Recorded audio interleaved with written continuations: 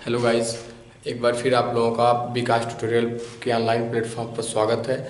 और हम लोग इस बार देखते हैं फिजिक्स का क्लास नंबर सेकंड जो हम लोग स्टार्ट किए थे ऑप्टिक्स, उसमें देखते हैं क्लास नंबर सेकंड। तो हम लोग जहाँ पर पढ़े थे वो ये था स्पेशली टॉपिक कि ऑप्टिक्स को हम लोग दो भागों में डिवाइड किए थे, बांटे थे, कहे थे ये एक होता है इसमें रे ऑप्टिक्स होता है और एक होता है वेव ऑप्टिक्स। तो अभी हम एक्चुअली वेव ऑप्टिक्स के बारे में कोई चर्चा नहीं कर रहे हैं, हम लोग रे ऑप्टिक्स पढ़ना स्टार्ट किए थे। मतलब रे ऑप्टिक्स के बारे में हम लोगों को जानना है। तो रे ऑप्टिक्स जानना है, इसमें हम लोग जो टॉपिक स्टार्ट किए थे हम ये बताए थे जो रे ऑप्टिक्स होती है इसमें हम लोग कुछ ज़्यादा बड़ी पार्टिकल के बारे में जो उस पर रिफ्लेक्शन होता है, रिफ्रैक्शन होता है, इसके बारे में जानकारी लेते हैं। जैसे अभी हम बोल देंगे 10 सेंटीमीटर त्रिज्या वाला कोई लेंस हो या फिर कोई छिद्र हो, उससे जो प्रकाश निकल रहा है 10 सेंटीमीटर एक्चुअली कुछ बड़ी दूरी है। अगर हम वेव ऑप्टिक्स में पढ़ेंगे यही अगर बोल देंगे 10 सेंटीमीटर की जगह हम लोग बोल रहे 10⁻⁻5 सेंटीमीटर, यानी बहुत छोटी दूरी है, ये बहुत छोटा डिस्टेंस है, बहुत छोटा रेडियस है। इतना बड़ा कोई छिद्र रहेगा तो उसको हम वेव ऑप्टिक्स में पढ़ेंगे, जबकि बड़े वाले त्रिज्या वाले बड़े वेवलेंथ वाले दूरी को हम लोग रे ऑप्टिक्स में पढ़ते हैं। तो हम लोग रे ऑप्टिक्स स्टार्ट किए थे, रे ऑप्टिक्स के बारे में हम लोगों को जानकारी हम लोग प्राप्त किए थे, जाने थे कि रे ऑप्टिक्स में हम लोगों को क्या जानना है और वेव ऑप्टिक्स में हम लोगों को क्या जानना है। तो हम इसमें टॉपिक स्टार्ट किए थे, जो टॉपिक स्टार्ट थी उसको हम लोग आगे बढ़ाते हैं। हम ये बताए थे कि हम प्लेन मिरर के बारे में चर्चा किए थे। प्लेन मिरर, अब प्लेन मिरर क्या होता है? समतल दर्पण हम लोग जानते थे कि समतल दर्पण जो होता है वह कुछ ऐसा होता है कि एक तरफ आपका कलई किया होता है, एक तरफ रंगा होता है, पेंट होता है, और एक तरफ चिकना भाग जो खाली होता है, जिससे हम लोग परावर्तन देखते हैं। कुछ इस तरह से एक तरफ पेंट किया हुआ होता है, तो ये समतल दर्पण होता है। हम लोग इसके बारे में आगे बढ़ाएंगे। तो हम लोग सबसे पहले इसमें जो रे ऑप्टिक्स जो है उसमें हम लोग इसका जो पार्ट होता है वह होता है ज्योमेट्रिकल ऑप्टिक्स। सबसे पहले हम लोग इस टॉपिक को स्टार्ट करते, यहाँ से पढ़ना स्टार्ट करते, इसके बाद हम लोग प्लेन मिरर पर आएंगे और देखेंगे इसका सब जो प्रॉपर्टी है। तो हम लोग ज्योमेट्रिकल ऑप्टिक्स देखते हैं। रे ऑप्टिक्स का जो पहला पार्ट है ज्योमेट्रिकल ऑप्टिक्स, ज्योमेट्री प्रकाश की जो हमें लोग इसमें देखना है, तो उसको हम लोग आगे बढ़ाते हैं। जैसे ज्योमेट्रिकल ऑप्टिक्स में हम लोग सबसे पहले जाने कि ज्योमेट्रिकल ऑप्टिक्स होती आखिर क्या है, इसको कैसे हम लोग देखेंगे। तो ज्योमेट्रिकल ऑप्टिक्स, इसमें हम लोग जाने कि कोई चिकना समतल कोई पृष्ठ होता है। मान लेते हैं कोई चिकना समतल पृष्ठ है, ये है। अगर इस चिकने समतल पृष्ठ पर कोई प्रकाश आ रहा है या पड़ रहा है, इस पर चिकने समतल पृष्ठ पर कोई प्रकाश पड़ रहा है, मान लेते हैं कुछ ऐसा आ रहा है, यहाँ पर ऐसे प्रकाश की बहुत सारी किरणें ऐसे आ रही हैं, इस पर पड़ रही हैं। तो एक्चुअली होता क्या है कि कुछ किरणें ऐसे जब किरणें पड़ती हैं हम इनको कहते हैं इंसिडेंट रे।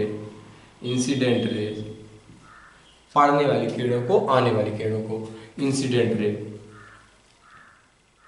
ये हो गया। और ये किरणें पड़ने के बाद इसमें से कुछ जो होती हैं वो ऐसे हो जाती हैं, मतलब मुड़ जाती हैं उसी माध्यम में मुड़ जाती हैं। जबकि कुछ क्या होता है कि क्रॉस कर जाती हैं और इस दूसरे मीडियम में चली जाती हैं। अभी हम इसकी नहीं बात कर रहे हैं कि ये मीडियम सघन है कि विरल है, या फिर सघन है कि विरल है, ये टेंसर है कि मीडियम है, टेंसर है कि नहीं टेंसर है। मतलब हम लोग अभी सघन विरल के बारे में बात नहीं कर रहे हैं, अभी हम केवल जान रहे हैं ज्योमेट्रिकल ऑप्टिक्स की मेन थॉट को। तो ये हुआ, किरणें आती हैं, इस प्लेट से टकराती हैं, तो कुछ उधर चली जाती हैं, मतलब उसी मीडियम में रह जाती हैं, कुछ दूसरे मीडियम में आ जाती हैं।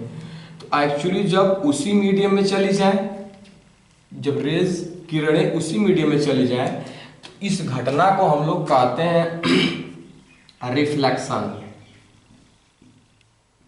मतलब हम लोग हिंदी में बोलते हैं परावर्तन। इस घटना के प्रकाश का जो यह गुण है, किसी चिकने समतल पृष्ठ से टकरा करके उसी मीडियम में वापस जाने वाला जो गुण है, यह रिफ्लेक्शन है। लेकिन अगर वही प्रकाश दूसरे मीडियम में आ जाता है, कुछ प्रकाश दूसरे मीडियम में आएगा ही, चाहे परावर्तन हो चाहे आपका अपवर्तन हो, रिफ्लेक्शन हो चाहे रिफ्रैक्शन हो, दोनों में कुछ प्रकाश इधर जाएगा कुछ प्रकाश इधर जाएगा। कोई चिकने समतल पृष्ठ से टकराता है तो अगर वह प्रकाश चला आता है इस मीडियम में, मीडियम अपना चेंज कर देता है, तो इस घटना को हम लोग क्या कह लेंगे, इस घटना को हम लोग कहते हैं रिफ्रैक्शन। रिफ्रैक्शन हम लोग इस घटना को बोलते हैं। मतलब जब मीडियम चेंज कर दे प्रकाश तो रिफ्रैक्शन होगा, अगर उसी मीडियम में मुड़ जाए तो आपका रिफ्लेक्शन मतलब परावर्तन, तो इसे हम लोग कहेंगे अपवर्तन। ये आपका अपवर्तन है अगर प्रकाश दूसरे मीडियम में चला है तो, अगर उसी मीडियम में चला जाए तो ये आपका परावर्तन होगा। अब इसमें देखने वाली बात यह है कि परावर्तन और अपवर्तन हो रहा है, लेकिन जो डोमिनेटिंग फैक्टर होगा, जो ज़्यादा होगा, जैसे मान लीजिए परावर्तन 80% या 90% हो रहा है, तो हम लोग उसको परावर्तन वाला जो डोमिनेटिंग होगा उसको हम लोग ध्यान देते हैं, उसको हम लोग देखते हैं। जैसे एक्चुअली मान लीजिए 90% इसमें परावर्तन हो रहा है, तो यह कहेंगे कि यदि कोई प्रकाश की किरण किसी चिकने समतल पृष्ठ से टकरा कर उसी माध्यम में वापस चली जाती है तो इस घटना को परावर्तन कहते हैं। लेकिन एक्चुअली होता है उसमें कुछ अपवर्तन भी होता है, कुछ किरणें क्रॉस भी होती हैं, कुछ किरणें दूसरे मीडियम में जाती हैं, लेकिन जो डोमिनेटिंग फैक्टर होता है उसको हम लोग ज़्यादा ध्यान देते हैं, उसको हम लोग परिभाषित करते हैं। तो ये हो गया परावर्तन। और यदि 90%, 90 से 95% मतलब कुछ बहुत ज़्यादा 90% अगर आपका किरणें दूसरे में चली जाए, दूसरे मीडियम में चली जाए, तो वह घटना आपकी क्या होगी, अपवर्तन होगी। लेकिन परावर्तन भी होता है, किसी पृष्ठ में परावर्तन भी होता है। अब देखते हैं, अगर कोई ज्योमेट्रिकल ऑप्टिक्स में इसे हम इंसिडेंट रेज कहते हैं, और ये जो आपकी इधर जा रही है इसे हम रिफ्लेक्टिंग रेज कहेंगे। रिफ्लेक्टिंग रेज कहेंगे या रिफ्लेक्टेड रेज कहेंगे, रिफ्लेक्टिंग ये आपकी है। तो हम लोग ये बात और जाने ज्योमेट्रिकल ऑप्टिक्स में कि अगर कोई किरण आ रही है तो मान लेते हैं ये सब जितने भी रेज आ रही हैं, इन सबों का जो वेग है, जो वेलोसिटी है, वो v1 है, वेलोसिटी v1 है, और इसकी जो फ्रीक्वेंसी है वह f1 ले लेते हैं, और वेवलेंथ ले लेते हैं λ1। ये है आपकी। फिर से समझें कि इसकी जो वेलोसिटी है, वेग है, वह v1 है, फ्रीक्वेंसी आपकी, आवृत्ति आपकी f1 है, और आपका जो तरंग दैर्घ्य है वो आपका λ1 है। तरंग दैर्घ्य कितना है, λ1 है। तो v1 f1 और λ1 अगर हम लोग उसी मीडियम में रहता है, मतलब परावर्तन होता है, माने रिफ्लेक्शन होता है, तो ये v1 जो होगा वो v1 ही रहेगा, क्योंकि मीडियम नहीं चेंज हो रहा है तो आपकी वेलोसिटी नहीं चेंज होगी। और f1 आवृत्ति भी वही रहेगी, फ्रीक्वेंसी भी वही रहेगी, और λ1 और तरंग दैर्घ्य भी क्या रहेगा, सेम बना रहेगा। यानी अगर परावर्तन वाली घटना में प्रकाश का वेग और आपकी आवृत्ति और आपका तरंग दैर्घ्य तीनों जो होता है वह सेम होता है, मतलब ये चेंज नहीं होता। ये हम लोगों की जानने वाली बात है, इंपॉर्टेंट बात है। यानी वेग और आपकी आवृत्ति और आपका तरंग दैर्घ्य तीनों जो होगा, अगर मीडियम वही रहेगा, मान लेते हैं मीडियम m1 है या m2 है, अगर मीडियम वही रहेगा यानी परावर्तन होगा, तो वेलोसिटी, फ्रीक्वेंसी और आवृत्ति आपकी चेंज होने वाली नहीं है, आपका वही रहेगी जो इसमें है। लेकिन अगर आपका अपवर्तन होता है, रिफ्लेक्शन होता है, यानी मीडियम चेंज होता है, अगर मीडियम आपका चेंज होगा, मीडियम आपका चेंज होता है, तो उसमें हम लोग देखने वाली बात यह है कि अगर मीडियम चेंज होगा तो इसमें जो वेलोसिटी होती है वह v1 रहती है, वेलोसिटी जो होती है चेंज हो जाती है क्योंकि मीडियम चेंज हुआ, v2, अब फ्रीक्वेंसी आपकी f1 रही, अतः ये आवृत्ति नहीं चेंज होती है, और λ2 ये हो गया, तरंग दैर्घ्य जो होती है वो चेंज हो जाती है। अब हम लोग ध्यान दें कि f क्यों नहीं चेंज हुआ, तो ये बात जानने वाली बात है कि यफ जो होता है वह स्रोत पर निर्भर करता है, मतलब वह सोर्स पर निर्भर करता है कि सोर्स कैसा है। अगर सोर्स चेंज करेंगे तब आपकी फ्रीक्वेंसी चेंज होगी।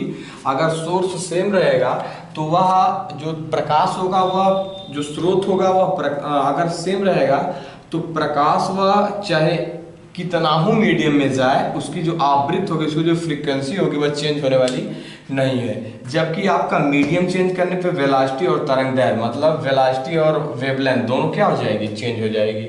यहाँ पर मीडियम नहीं चेंज है तो नहीं चेंज हो रहा है कुछ। यहाँ पर आप समझे बात कि अगर हम लोग ये फ्रीक्वेंसी यहाँ पर भी F1 है, यहाँ पर भी F1 है, यानी फ्रीक्वेंसी हम चेंज नहीं की। फ्रीक्वेंसी ना चेंज करने का केवल एक रीजन है कि फ्रीक्वेंसी स्रोत पर यानी सोर्स पर निर्भर करती है, ना कि आपकी मीडियम पर। यानी जो सोर्स होगा, जो स्रोत होगा तो वही है, केवल मीडियम चेंज हो रहा है, यानी ये फ्रीक्वेंसी चेंज होने वाली नहीं है, ये चेंज नहीं होगी, वही सेम रहेगी। ये बात थोड़ा जानने वाली बात है और इम्पोर्टेंट बात भी है। यानी आपका जो फ्रीक्वेंसी होगी वह यह जो होगा वह सेम रहेगा, बाकी आपकी वेलोसिटी और वेवलेंथ जो होगा वह मीडियम चेंज करने पर चेंज हो जाता है, मतलब बदल जाता है। ये इम्पोर्टेंट बात है। और हम लोग जानते हैं एक फार्मूला की होता है V बराबर एफ लेमडा। ये हम लोगों को बात पता होगी, V बराबर एफ लेमडा। अगर हम लोग देखें तो मीडियम 1 के लिए, माध्यम 1 के लिए,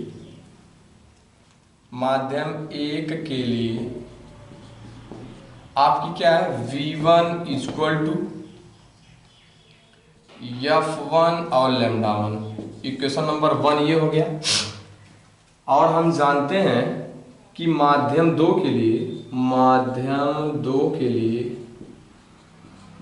यानी आप M2 के लिए अगर देखते हैं, M2 के लिए तो V2 इक्वल टू F1 ही रहेगा, इसमें भी F1 है, और लेमडा 2 ये आपका हो जाएगा। अगर हम इक्वेशन 1 में 2 से डिवाइड कर दें तो हमारा क्या हो जाएगा, यानी V1 upon V2 equal to F1 lambda 1 upon F1 lambda, यानी ये कैंसिल आउट होगा तो V1 upon V2 equal to lambda 1 upon lambda 2। ये आपको मिलेगा इक्वेशन, ये आपको इक्वेशन मिलेगा, यानी वेलोसिटी और तरंगदैर्घ्य में आपका संबंध भी मिल जाएगा। और हम लोग एक बात और जानते ये है कि हम लोग हाई स्कूल लेवल पर पढ़े हैं। कैसे हम लोग पढ़े, n इक्वल टू क्या होता है आपका, C/V। ये आप पढ़े होंगे, जहाँ C है प्रकाश की जो निर्वात में चाल होती है वह, और ये मीडियम में प्रकाश की चाल। तो यहाँ पर अगर V बराबर ले तो C/N हो जाएगा, और V1 बराबर ले तो C तो कांस्टेंट हर जगह रहेगा प्रकाश की चाल निर्वात में, तो C/N1 माध्यम में किसे ले लेते हैं, और V2 बराबर C/N2। इक्वेशन नंबर 2 ये हो गया। अगर हम V2 और V1 दोनों की वैल्यू यहाँ पर पुट करें तो हमें क्या मिलेगा, देखते हैं। हम लोग यहाँ पर देख लेते हैं, अगर हम दोनों वैल्यू पुट करें तो हम लोगों को मिलेगा क्या, V1 और V2 की वैल्यू यहाँ पर, तो क्या मिल जाएगा, C/N1 upon C/N2 equal to lambda 1 upon lambda, C cancel out हो जाएगा, N2 upon N1 equal to lambda 1 upon lambda 2। अगर हम तीनों को साथ लिख लें तो क्या लिख सकते हैं, यानी लेमडा 1 अपान लेमडा 2 बराबर V1 अपान V2 भी है, N2 अपान N1 भी है, तो क्या लिख सकते हैं, N2 upon N1 equal to lambda 1 upon lambda 2 equal to V1 upon V2। ये आपका इक्वेशन प्राप्त हुआ। यानी हम लोगों को इसमें कोई भी कैलकुलेट करना होगा, हम लोग इधर उधर करके कैलकुलेट कर सकते हैं। इसमें ज्योमेट्रिकल ऑप्टिक्स में हम लोग ये बात जाने, सिंपल सी बात है कि जितनी प्रकाश आते हैं अगर स्रोत सेम रहेगा तो मीडियम अगर चेंज होगा तो फ्रीक्वेंसी नहीं बदलेगी, मतलब आवृत्ति नहीं चेंज होती, बाकी सब जो होता है इसका चेंज रहता है। यानी V1 F1 ये लेमडा 1 तो हो जाएगा V2 F1 और लेमडा 2 हो जाएगा आपका। और इसमें अगर परावर्तन आपका हो रहा है तो सब सेम ही रहेगा। ये बात आपकी है। तो हम मान लेते हैं कि V बराबर F लेमडा तो होता ही है, और हम माध्यम 1 के लिए लेंगे तो V1 बराबर F1 लेमडा 1 होगा, और माध्यम 2 के लिए तो लेंगे तो V2 बराबर F1 और लेमडा 2 होगा। हम जानते हैं ये फ्रीक्वेंसी नहीं चेंज होने वाली है, तो V1/V2 कर देते हैं, आपका ये आया। और हम जानते हैं n बराबर C/V होता है, तो V बराबर C/N, और ये वैल्यू पुट करके हम लोग ये कैंसिल आउट C हो गया N2/N1 और λ1/λ2, यानी अगर हम N2/N1 equal to λ1/λ2 equal to V1/V2 लिखे तो ये आपका ये परफेक्ट इक्वेशन प्राप्त हुआ। इसमें आपको कोई भी चीज़ कैलकुलेट करनी होगी तो आप इसको निकाल सकते हैं। ये आपका है। अब देखते हैं, मान लेते हैं हमारा V1, F1 और λ1 आ रहा है और हम डोमिनेटिंग फैक्टर जो होता है, जो मैक्सिमम कंडीशन वाला मानते हैं, वो परावर्तन को मानेंगे। मतलब ज़्यादा किरणें आपकी परावर्तित हो रही है तो हम लोग रिफ्लेक्शन को पढ़ेंगे। अगर ज़्यादा किरणें अपवर्तित हो रही हैं, इधर आ रही हैं, तो हम लोग क्या पढ़ेंगे, उसको अपवर्तन वाला डोमिनेटिंग फैक्टर मानेंगे। तो हम लोग सबसे पहले देखते हैं रिफ्लेक्शन। रिफ्लेक्शन के बारे में जानकारी लेते हैं, ये आप लोगों को बातें समझ में आई होंगी। हम लोग सबसे पहले रिफ्लेक्शन के बारे में जानकारी लेते हैं। तो देखते हैं रिफ्लेक्शन आपका क्या होता है।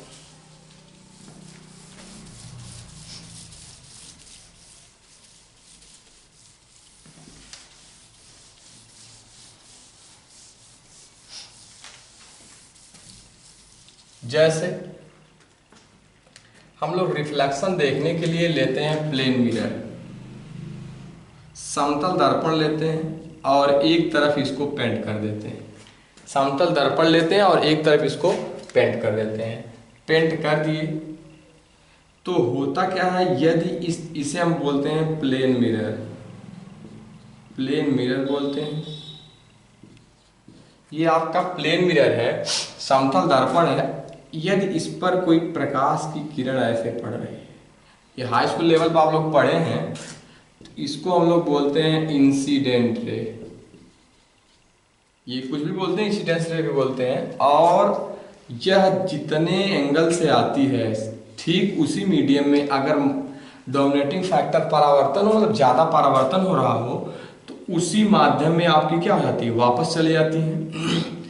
और हम लोग इसको बोलते हैं रिफ्लेक्टेड रे, रिफ्लेक्टेड रे मतलब परावर्तित किरण। और यदि हम इसी पर लंब डाल देते हैं, ये नॉर्मल ड्रॉ कर दिए, लंब डाल दिए, ये आपका हुआ।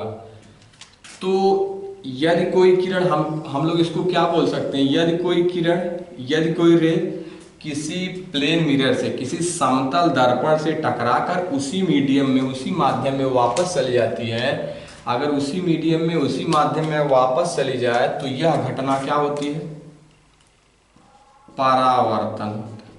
परावर्तन क्या होता है, इसे क्या कहते हैं हम लोग, परावर्तन कहते हैं। तो कोई पूछेगा परावर्तन क्या होता है, तो हम लोग क्या बताएंगे, हम लोग कहेंगे परावर्तन होता है यदि कोई प्रकाश की किरण किसी समतल दर्पण से टकराकर उसी माध्यम में वापस चले जाए, या समतल दर्पण, सॉरी समतल दर्पण नहीं बोल सकते हैं, परावर्तन किसी भी दर्पण में हो सकता है, किसी चिकने पृष्ठ से हो सकता है। हम कहेंगे यदि किसी पृष्ठ से प्रकाश की किरण टकराकर उसी मीडियम में वापस चली जाए तो इस घटना को हम लोग क्या बोलते हैं, रिफ्लेक्शन या परावर्तन। क्या, रिफ्लेक्शन या परावर्तन। रिफ्लेक्शन बोलते हैं या फिर परावर्तन, दोनों ये हिंदी और इंग्लिश है। ये आपका हुआ। अच्छा, ये जो रिफ्लेक्शन और परावर्तन है वो किसी भी पृष्ठ पर हो सकता है। जैसे आपका ये स्फेरिकल मिरर है, मान लेते हैं ये अंदर से पॉलिश्ड है पूरी तरह से, अगर इस पर कोई प्रकाश किरण ऐसे पड़ी तो हम लोग यहाँ पर नॉर्मल ड्रा करेंगे और यहाँ पर भी परावर्तन होगा। आपका ये नॉर्मल ड्रा होगा, हम आपको बता चुके हैं इसके पहले वाले क्लास में कि सेंटर से हम लोग इसका नॉर्मल, स्फेरिकल मिरर पर सेंटर से नॉर्मल ड्रा करते हैं। मतलब ये जो स्फीयर है उसके सेंटर से जाना चाहिए नॉर्मल। ये भी हो सकता है, मतलब कोई भी पृष्ठ हो सकती है। मान लीजिए आपकी पृष्ठ है कुछ, ये भी ऐसे कुछ पृष्ठ है, तो इस पे भी अगर एक तरफ पॉलिश्ड है, ऐसा पॉलिश है, एक जो उसका सरफेस है वो पॉलिश है, तो इस पे अगर कोई प्रकाश की किरण ऐसे पड़ेगी तो यहाँ पर भी परावर्तन होगा। एक्चुअली यहाँ पर नॉर्मल हम लोग ड्रा कर सकते हैं।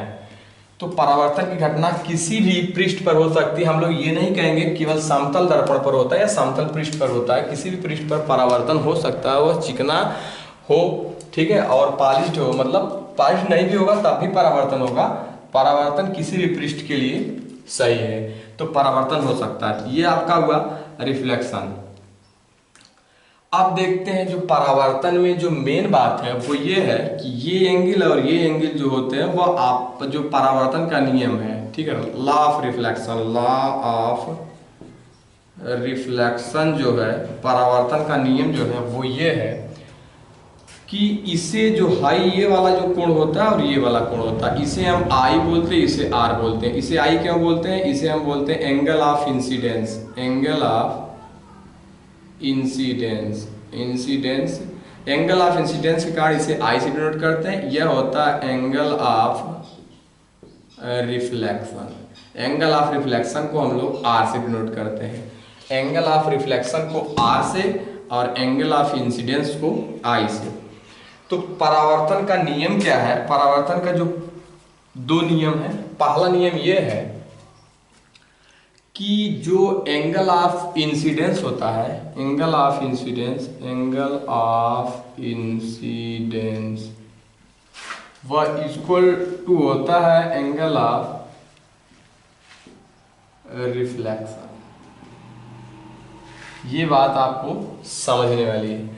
मतलब angle I equal to angle R होता है।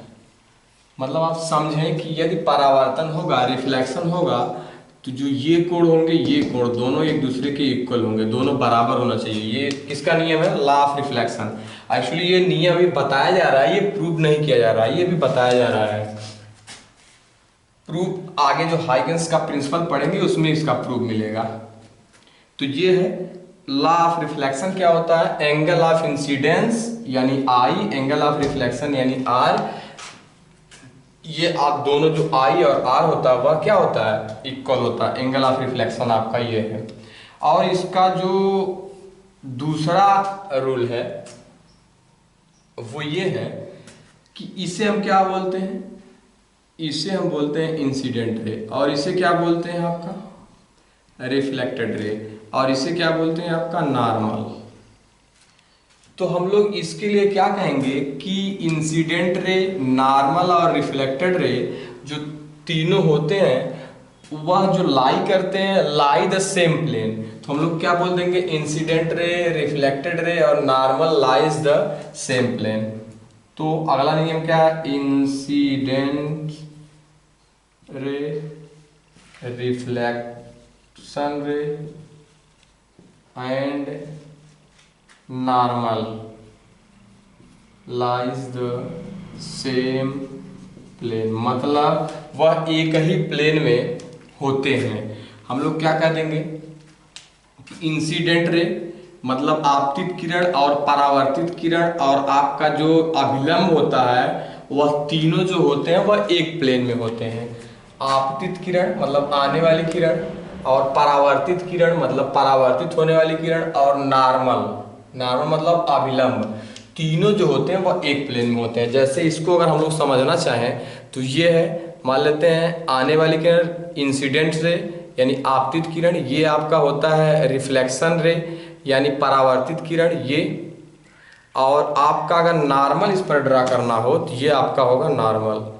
मतलब जो तीनों होते हैं वह सेम प्लेन में होने चाहिए, एक ही प्लेन में होने चाहिए। अगर ये कुछ इस तरह ना हो करके ऐसा ना हो करके ऐसा हो गए तो ये देखिए एक प्लेन में नहीं है, या फिर ऐसे हो गए तब भी एक प्लेन में नहीं है, या फिर ऐसे हो गए तब भी एक प्लेन में नहीं है। मतलब एक प्लेन में होने के लिए आपको ऐसा कुछ होना चाहिए एक प्लेन में। मतलब मान लेते हैं ये कोई प्लेन है तो इस पे इंसिडेंट रे, रिफ्लेक्शन रे, रिफ्लेक्टेड रे और आपका नॉर्मल ऐसा होना चाहिए, ना कि अभी इंसिडेंट रे, रिफ्लेक्टेड रे और नॉर्मल। अगर आपका ऐसा होगा, यहाँ से भी आप नॉर्मल ड्रा कर सकते हैं, अगर ये होगा तो ये आपका लॉ ऑफ रिफ्लेक्शन को फॉलो नहीं करेगा। तीनों जो होने चाहिए वो एक प्लेन में होने चाहिए। जैसे मान लेते हैं ये बोर्ड है, कोई प्लेन है, इस पर देखिए इंसिडेंट रे, रिफ्लेक्टेड रे और आपका नॉर्मल, तीनों एक ही प्लेन पर है। अगर ये तीनों एक ही प्लेन पर होंगे तो हम लोग समझ लेंगे कि वह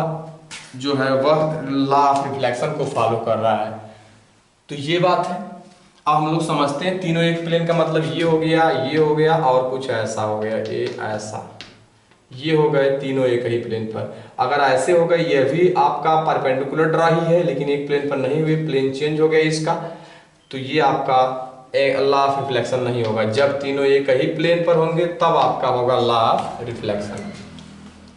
तो लॉ ऑफ रिफ्लेक्शन क्या होता है कि एंगल ऑफ इंसिडेंस और एंगल ऑफ रिफ्लेक्शन दोनों बराबर होंगे, और इंसिडेंट रे, रिफ्लेक्शन रे और आपका नॉर्मल जो होंगे वह एक ही प्लेन पर होने चाहिए। यानी आपतित किरण, परावर्तित किरण और अभिलंब जो होगा वह तीनों जो होगा वह एक ही प्लेन पर होना चाहिए। ये आपका रूल है, ये आपका नियम है, और ये दोनों इक्वल होने चाहिए इसमें। तो आप लोगों को बातें समझ में आई होंगी, कुछ इसमें ज़्यादा नहीं है, ये हाई स्कूल लेवल पे आप लोग पढ़े हैं। तो आगे बढ़ते हैं।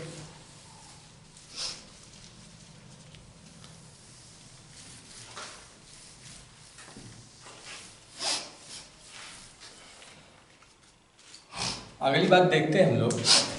अगर जैसे ये आपका है कोई प्लेन मिरर है मान लेते हैं, और इस पे ये नॉर्मल है आपका। अच्छा मान लेते हैं कुछ कोई रे जो है वो एकदम सीधे ऐसे पड़ रही है, ऐसे पड़ रही है, मतलब इंसिडेंट रे जो है, इंसिडेंट रे जो रे है वो सीधे ऐसे पड़ रही है, और हम नॉर्मल अगर ड्रा करते हैं तो नॉर्मल भी जो ड्रा होगा सीधे इसी पर होगा, इसी पर नॉर्मल हम लोग ड्रा करेंगे। तो जो आपकी किरण होगी वह आएगी, टकराएगी और फिर वापस जाएगी। तो यहाँ पर जो होगा वह एंगल आई इक्वल टू 0 होगा और एंगल आर इक्वल टू 0 होगा, यानी फिर भी angle I equal to angle R equal to 0, यानी दोनों बराबर होने वाले हैं। तो यही आपका परावर्तन का नियम है। आप लोग जानते रहें कि इस कंडीशन में यदि कोई आपका नॉर्मल जो किरण आ रही है वह 90 डिग्री पर पूरी तरह से आ रही है, तो इसके लिए जो होगा वह आई और आर वह दोनों इक्वल होंगे और दोनों शून्य के बराबर होंगे। मतलब कुछ ऐसा मान लेते हैं, अभी ये प्लेन है, ये प्लेन है आपका, तो कोई रेज ऐसा ना पढ़ करके, इस तरह से ना पढ़ करके सेम ऐसा पढ़ रही है। जैसे ये प्लेन है आपका, इस प्लेन पे कोई रेज ऐसा पड़ रही है, उस अगर वह पढ़ती इस तरह से अगर पढ़ती तो वह परावर्तित होकर ऐसा जाती, तब हम यहां से नॉर्मल ड्रा करते ये। लेकिन अगर कोई रेज, कोई इंसिडेंट रे ऐसे पड़ रहे है इस तरह से, तो आपका इसी पर नॉर्मल अगर ड्रा होगा, इसी पर नॉर्मल भी ड्रा होगा, तो आपका आई और आर दोनों जो होंगे वह इक्वल होंगे शून्य के, यानी शून्य के बराबर होने चाहिए। तो ये आपका हुआ इसका मेन मेथड। तो यहाँ तक सबको बात क्लियर हुई होगी। अगली बात इसमें लेते हैं, अगली बात देखते हैं। इंसिडेंट रे और आपको रिफ्लेक्शन, जो रिफ्लेक्टेड रे होगी वह एक ही पर होगी, इसलिए आई और आर जो होंगे वह इक्वल आएंगे। तो इसमें सब बातें आप लोगों को यहाँ तक क्लियर हुई होंगी। हम लोग बात को आगे बढ़ाते हैं और देखते हैं। हम लोग देखते हैं प्लेन मिरर पर जो इमेज फॉर्मेशन होता है, प्लेन मिरर पर हम लोग कैसे इमेज बनता है। इमेज मतलब प्रतिबिंब का बनना। ये टॉपिक इंपॉर्टेंट है। प्लेन मिरर पर हम लोग इमेज कैसे बनता है, प्रतिबिंब कैसे बनता है, हम लोग उसको देखेंगे। प्लेन मिरर पर प्रतिबिंब का बनना। तो सबसे पहले हम लोग टॉपिक ले चलते हैं हम लोग प्लेन मिरर बनाते हैं। जैसे आपके सामने ये रहा प्लेन कोई मिरर, ये प्लेन मिरर रहा। प्लेन मिरर पर होता क्या है, इसमें हम पॉइंट नंबर 1 लेके चल रहे हैं। पहला सिद्धांत जो है, मान लेते हैं कोई यहाँ पर कोई पॉइंट में कोई वस्तु रखी है, इसका हमें इमेज बनाना है। तो यहाँ इमेज बनाना है, मान लेते हैं हम लोग यहाँ से देख रहे हैं, यहाँ से आप यहाँ से देख रहे हैं, तो हमें इसका इमेज बनाना है। देखते हैं रेज कैसे चलती हैं, किरण कैसे चलती हैं। होता क्या है कि यहाँ से एक रेज ऐसे जाती है और एक यहाँ से और यहाँ से, मतलब ऐसे बहुत सारी किरणें आपकी जाती हैं। तो यहाँ होता क्या है कि यहाँ से टकरा कर परावर्तित होंगी, हम लोगों को पता ही है, और यहाँ से भी टकरा कर परावर्तित होंगी ऐसे। और ये वाली एकदम परपेंडिकुलर पड़ रही है तो ये सीधे चली जाएगी, इधर रिटर्न हो जाएगी। तो ये गई यहाँ से परावर्तित हुई, ये गई यहाँ से यहाँ परावर्तित हुई। तो ये दोनों तो अब कहीं मिलने वाली है नहीं, तीनों कहीं मिलेंगी नहीं, तो इधर तो कहीं इमेज बनेगा नहीं। अब हम क्या करते हैं, इसको पीछे बढ़ाते हैं, डैश डैश ये पीछे बढ़ा देते हैं आपका। अगर हम तीनों रेज को पीछे बढ़ाएं तो कुछ यहाँ पर मिलेंगी। ये आपका मान लेते हैं ऑब्जेक्ट रहा, तो ये आपका इमेज आई बनेगा। मतलब इसका जो इमेज बनेगा वह मिरर के, जो ये मिरर है उसके अंदर अंदर जो बनेगा, जितना दूरी ये होगी, मान लेते हैं ये यल दूरी है या यह यल दूरी है, तो यह भी कितना होगी, यल दूरी पर ही अंदर की तरफ बनेगा। ये आपका यहाँ से यहाँ तक जितनी दूरी होगी उतना ही दूरी दर्पण से अंदर की तरफ बनेगा, अंदर की तरफ उतना बनेगा। मान लेते हैं यल दूरी पर मिरर से आपका ऑब्जेक्ट था, तो जितना मिरर से बाहर की तरफ ऑब्जेक्ट था उतना ही अंदर की तरफ जो होगा वह इमेज फॉर्मेशन होगा, इमेज बनेगा। ये है। तो आप यहाँ पर तीन रेज गुजार कर देख चुके, एक तो यहाँ से गई, एक तो यहाँ से गई, एक सीधे गई। तो ये आप कह सकते हैं कि जो इसके बीच में बहुत सारी रेज जाएंगी, मान लेते हैं यहाँ से यहाँ से यहाँ से यहाँ से, जितनी भी रेज जाएंगी, जितनी भी जाएंगी सब यहाँ पर परावर्तित होंगी, सब परावर्तित होंगी, लेकिन सब जाके मिलेंगी कहाँ पर, यहीं पर मिलेंगी। यानी आपका इसके अनंत रेज जाएंगे, अनंत किरणें जाएंगी और सभी मिलने वाली हैं इसी पर। तो यहाँ से हम जानते हैं कि इसका जो प्रतिबिंब बना वो यहाँ पर बना, यहाँ पर हम अगर देखेंगे तो यहाँ पर दिखाई देगा। ये आपका प्रतिबिंब का बनना है पहला। अच्छा, ये प्रतिबिंब यहीं पर बनता है। एक बात और सैद्धांतिक बात है, समझ लेते हैं। जैसे हम लोग इसमें क्या करते हैं, मान लेते हैं यहाँ पर कोई ऑब्जेक्ट रखा है, एक रेज यहाँ से गई और परावर्तित हो गई ऐसे, और यहाँ पर परावर्तन के पश्चात इसे हम पीछे बढ़ा सकते हैं। तो एक रेज गई और दूसरी रेज हमारी यहाँ से चली गई। मान लेते हैं ये कोण आपका अल्फा 1 है, तो ये आपका भी अल्फा 1 होगा, और यहाँ से परावर्तित हुई तो ऐसे डाले। और मान लेते हैं यह अल्फा 2 है, तो यहाँ पर भी अल्फा 2 होगा। और यहाँ से अब हम यहाँ से जो जाने वाली किरण थी, अभी हम लोगों को पता है कि दर्पण से जितना दूरी पर यह ऑब्जेक्ट होगा ठीक उतना दूरी पर इमेज बनेगा आपका। यानी यह अगर लेंथ यल होगी तो यह भी लेंथ आपको यल ही मिलेगी, यल मिलना ही चाहिए। अगर हम इसको पीछे बढ़ाते हैं तो क्या ये यहाँ पे मिल जाएगी, क्या यहाँ पे मिलेगी या फिर वहीं पे मिलेगी? तो इसे मिलना वहीं पे चाहिए। दुनिया की इसके बीच में जितनी भी करोड़ों रेज होंगी, चाहे उसका ये एंगल क्यों ही ना चेंज हो, एंगल चाहे कितना हो चेंज हो, कोई किरण यहाँ से जाएगी ऐसे घूमेगी फिर भी वहीं पे जाके मिलेगी। मतलब हमारा अगर यह जो आपका एंगल ऑफ इंसिडेंस या एंगल ऑफ रिफ्लेक्शन अगर चेंज भी हो जाएगा, फिर भी किरणों का फिर भी वह मिलने वाली जो है वो वहीं पर मिलेंगी, यहीं पर। यानी ऑब्जेक्ट का जो इमेज बनेगा, जितना ये सर्टेन कंडीशन है कि जितना इमेज जो होगा, जितना बाहर होगा उतना ही दर्पण के अंदर जो होगा वह इमेज बनेगा उतना ही दूरी पर, चाहे जाने वाली किरणें कितना हो जाएं या किसी भी एंगल पे परावर्तित हों, लेकिन जो मिलेंगी वह उसी स्थान पर मिलेंगी जहां पर उन्हें मिलना चाहिए, जहां पर सभी किरणों को मिलना चाहिए। जितना लेंथ पे होंगी उतना ही लेंथ पर मिलेंगी। ये आपका स्पेशल कंडीशन आप लोग जानते रहे। यानी ये लेंथ इक्वल होगी, यानी सभी किरणों को जितना भी यहाँ से ले जाएंगे घूमेगी फिर यहीं पे मिलेगी, यानी जहां से भी जाएगी सबको मिलना वहीं पर है। ये जानते रहे। तो कैसे बनता है इमेज, यानी कोई किरण गई टकरा के परावर्तित हुई, गई टकरा के परावर्तित हुई, ये तो कहीं मिलने वाली नहीं है। हम इसको अगर पीछे बढ़ा देते हैं तो यहाँ पर ये मिलती हैं सभी किरणें, और जहाँ पर मिलती हैं वहीं पर इस ऑब्जेक्ट का जो होता है वह प्रतिबिंब बनता है।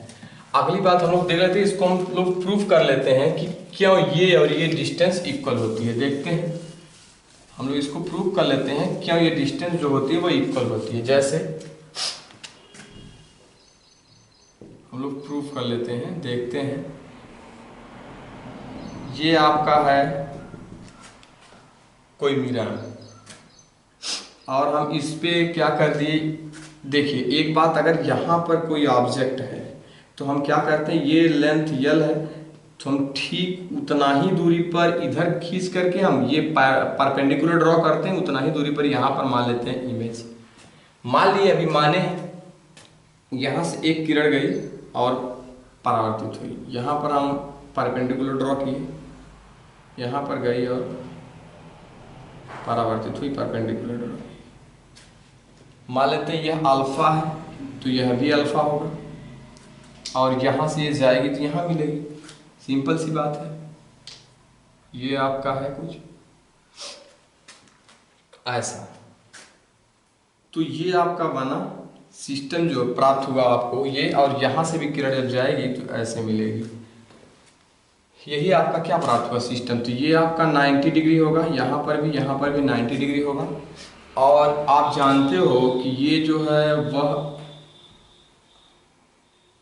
ऐसा, तो यह कोण अगर अल्फा है, समझेंगे बात, यह भी क्या होगा, अल्फा ही होना चाहिए। यह कोण अगर अल्फा, तो यह भी क्या होना चाहिए, अल्फा ही होना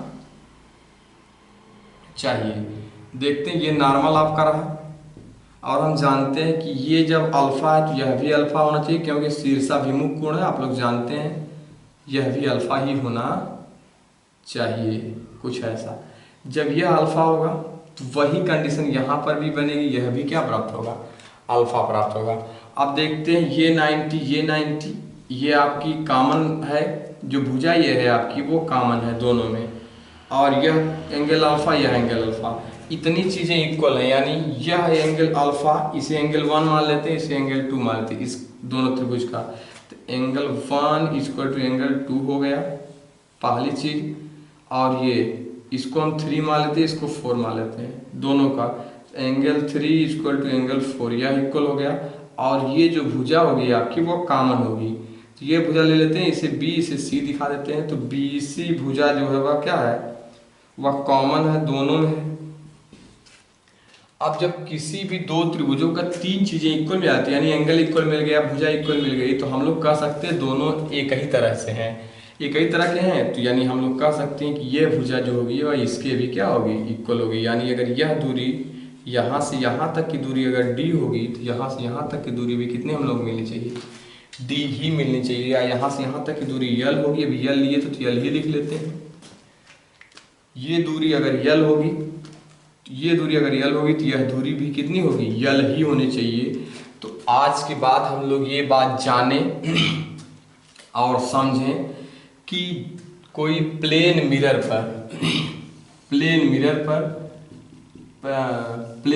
कोई है, इस पे जो इमेज बनेगा वह कैसा होगा, जितना दूरी पर वस्तु होगी प्लेन मिरर से, उतना ही मिरर के अंदर जो होगा प्रतिबिंब बनेगा। मतलब वस्तु और प्रतिबिंब का डिस्टेंस जो होगा वो इक्वल होगा, ठीक है। बस ऑब्जेक्ट एंड इमेज का जो डिस्टेंस होगा वह क्या होगा, इक्वल होगा। ये बात हम लोगों को जानना चाहिए, जितना दूरी ये होगी उतना दूरी ये। और अगली बात है, जो इमेज बनेगा वह आभासी होगा, पहली पॉइंट। दूसरी पॉइंट, जो इमेज बनेगा वह वर्चुअल बनेगा। वर्चुअल मतलब आभासी इमेज बनता है। हम लोग इसको एक्चुअली केवल फील करते हैं, यह रियल में नहीं होता है। तो ये दर्पण होता है, समतल दर्पण होता है, यह एक्चुअली हम लोगों को केवल ये जो इसका यहाँ पर जो रियल प्रतिबिंब दिखाता है वो रियलिटी, जो यहाँ पर प्रतिबिंब दिखाता है वह रियलिटी नहीं होती, वो हम लोग केवल फील करते हैं। मतलब एक तरह से कह सकते हैं कि यह एक फीलिंग है कि इसका प्रतिबिंब यहाँ पर बनता है, यह आपका वास्तविक प्रतिबिंब नहीं होता, यह वर्चुअल इमेज होता है। मतलब ये जो दर्पण होता है, समतल दर्पण, वह क्या करता है, हम लोगों को भ्रमित करता है कि इसका यह वस्तु जो है वो यहाँ पर रखी है, यह रियल वस्तु आपकी होती नहीं है, रियल आपका इमेज जो होता नहीं है, वर्चुअल होता है। ये बात हम लोगों को जानना चाहिए। हाँ, और एक बात और है कि सेम साइज का बनेगा, जितनी बड़ी वस्तु रहेगी, जितना बड़ा ऑब्जेक्ट रहेगा, सेम उतना बड़ा ही इसमें क्या बनेगा, इमेज बनेगा। तो ये बात हम लोगों को जानना चाहिए कि हम लोग ऑब्जेक्ट जो होगा यहाँ पर, इमेज और ऑब्जेक्ट जो होगा वह, पहली बात जो होगी वह ऑब्जेक्ट और इमेज की जो ये डिस्टेंस होगी यहाँ से मिरर से, वह इक्वल होगी, यह डिस्टेंस इक्वल होगी। दूसरी बात आपकी होगी क्या, कि ये जो इमेज बनेगा वो वर्चुअल होगा, आभासी होगा, यह रियल इमेज नहीं बनता है। और हम लोग ये भी बात जाने, इसमें इम्पॉर्टेंट बात ये है कि हम लोगों को जानना चाहिए कि जितनी भी रेस जाएंगी सब परावर्तित होंगी, और ये कहीं मिलने वाली नहीं। इधर अगर इधर मिलती तो वास्तविक प्रतिबिंब बनता, लेकिन ऐसा होता नहीं है, मिलती नहीं है। इसको हम लोग पीछे बढ़ा देते हैं, पीछे बढ़ाते हैं तो जहाँ पर ये सभी टकराती हैं वही आपका होता है, अब वो इमेज होता है, वहीं पर बनता है। और ये बात हम लोग जानते रहे कि यहाँ से कितना ही किरण जाएंगी, चाहे कितना ही एंगल अलग अलग हो, लेकिन ये पहले मिलने वाली नहीं है, ये सभी कहाँ मिलेंगी, इसी पर मिलेंगी। ये प्लेन मिरर का आपकी प्रॉपर्टी होती है, सभी मिलेंगी जो यहीं पर मिलेंगी जहाँ पर हमें इमेज प्राप्त होगा, जहाँ पर इमेज मिलने वाला होगा। ये कहीं आगे पीछे नहीं मिलेंगी। ये मत सोचिएगा कि एंगल अलग अलग कोण से जाएंगी तो ये आगे भी मिल सकती पीछे मिल सकती हैं, ऐसा नहीं होगा। चाहे किसी भी एंगल से जाएं, किसी भी कोण से जाएं, सभी को मिलना है एक ही स्थान पर। ये बातें आप लोगों को यहाँ तक क्लियर हुई होंगी। ये इंपॉर्टेंट बात है, हम लोग जानते रहे कि ये और ये डिस्टेंस इक्वल होता है। आगे बढ़ते हैं, अगले टॉपिक को देखते हैं। ये बातें सबको समझ में आई होंगी। अगली टॉपिक ये है कि अगर किसी प्लेन मिरर के सामने, अगर दूसरी इसमें पॉइंट है कि प्लेन मिरर के अगर सामने हम लोग ऐसे इमेज को रखें, ऐसे वस्तु को रखें, जैसे दूसरी पॉइंट है, अगर हमारा ये प्लेन मिरर हो,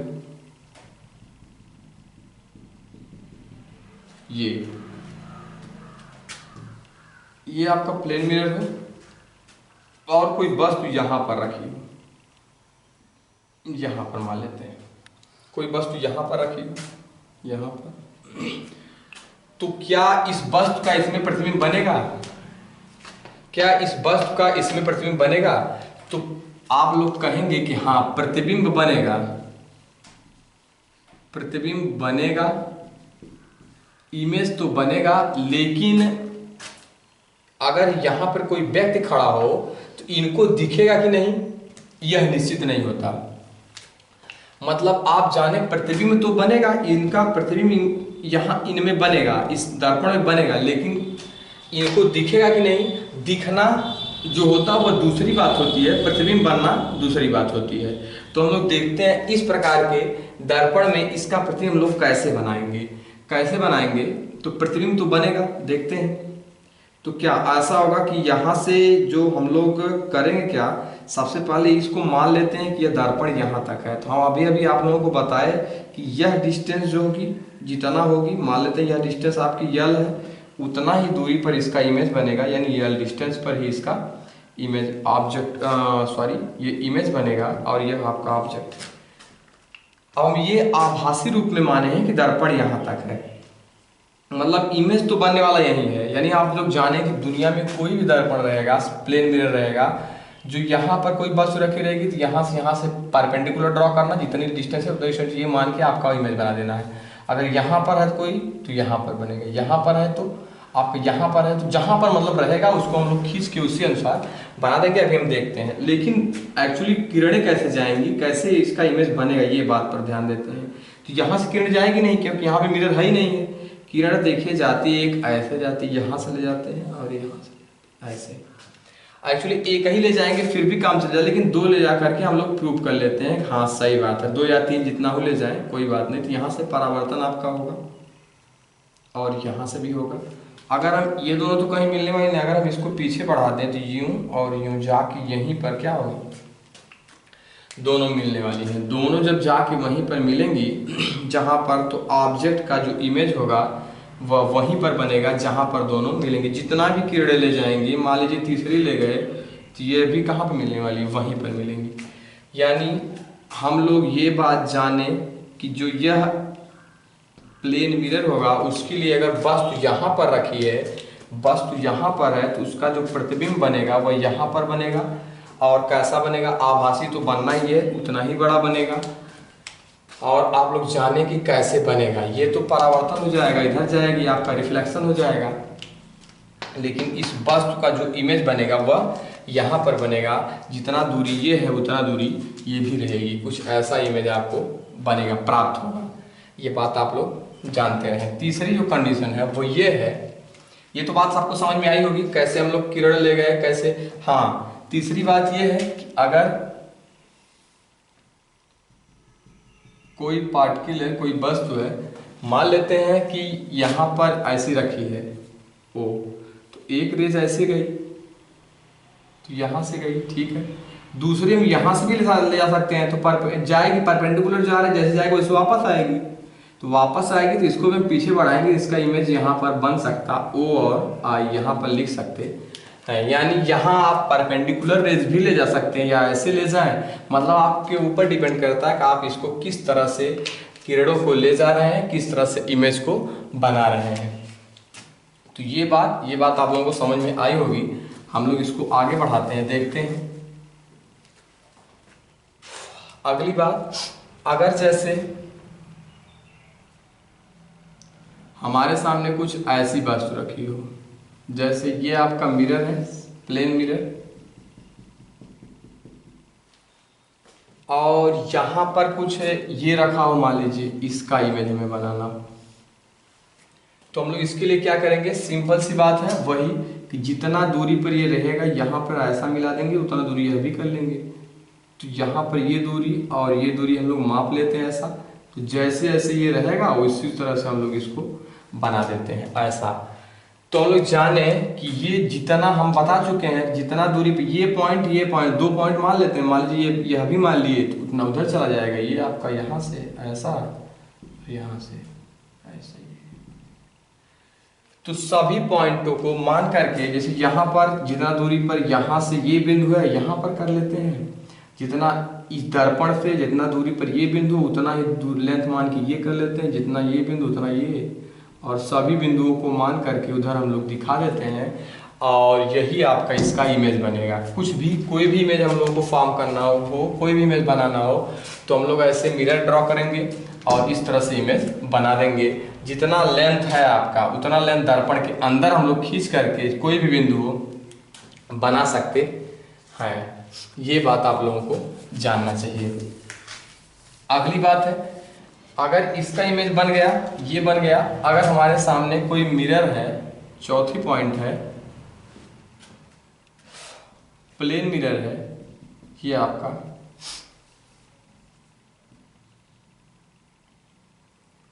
अगर इसके सामने कोई ऐसी वस्तु रखी हो तो इसका इमेज क्या बनेगा। सिंपल सी बात है, हम लोग कहेंगे कि इसको यहाँ से जितना लेंथ ये है, मान लेते हैं यल है, तो यल लेंथ इधर भी खींच लेते हैं, यल लेंथ खींच लिए, ये हो गया। मान लेते हैं यह जो लेंथ है आपकी, यह कैपिटल यल है, तो कैपिटल इधर भी खींच लेते हैं, कैपिटल यल। अब जैसे ये था वैसे हम लोग इसको यहाँ पर ड्रा कर देते हैं, मतलब ये लेंथ इक्वल होगी, ये लेंथ इक्वल होगी। अच्छा, इसको अगर हम लोग दिखा करके कैसे ये बन रहा है, दिखा करके हम लोग को बनाना हो, देखते हैं हम लोग कैसे बनाते हैं दिखा करके। सबसे पहले यहाँ से एक ऐसी किरण जाएगी, जैसे जाएगी वैसे रिटर्न हो जाएगी, इसको हम लोग पीछे बढ़ा देते हैं। अभी हम बताएं आप लोगों को ये कंडीशन, और एक रेज हम लोग ऐसे ले जाते हैं और यहाँ से चले जाएगी मुड़ करके, ये तो आपका, इसको भी हम लोग क्या करते हैं, पीछे बढ़ाते हैं, तो यहाँ पर मिलेगी, परावर्तित होकर चली गई, तो इसको पीछे बढ़ाया, यहाँ पर मिला, तो ये वाला भाग आपका बना। इसके बाद दूसरी रेज यहाँ से मान लीजिए गई, तो आपका रिफ्लेक्शन हो गया, तो इसको भी हम लोग पीछे बढ़ा दिए ऐसा, और दूसरी जो रेज गई वो यहाँ से ले जाए, ये जैसे आपका यहाँ से परावर्तन हुआ, और हम इसको क्या किए, डैश डैश पीछे बढ़ा दिए यहाँ। इसका जो इमेज बनेगा यहाँ पर ऐसा कुछ प्राप्त होगा, ये होगा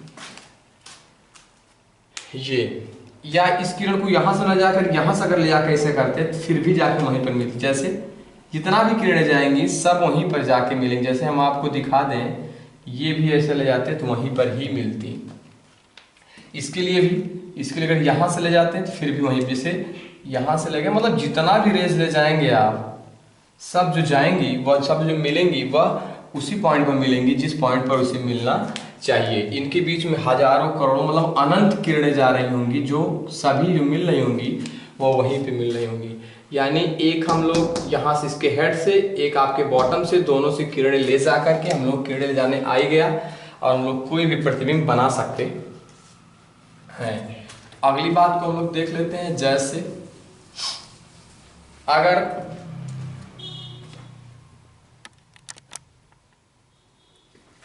हम लोगों के सामने पांचवी पॉइंट रहे वो ये रहे कि हमारा जो ये है आपका प्लेन मिरर है,